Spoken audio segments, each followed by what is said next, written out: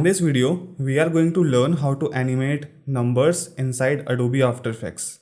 First, click on this text tool and type 1 and then click on this layer, go to Effect and then Expression Control, click on this Slider Control and lock this effect. And then open Text Source Properties by pressing U shortcut. Now press Alt left mouse button and click on this stopwatch and then parent this slider property with this slider controller and then click here. Now add one keyframe at the initial frame and move some frame forward and make it 100 or any number you want. So now we can see, and if you want to change or remove this decimal, so double click on this code and in the starting of this code use math.round open bracket and then in the end use this close bracket.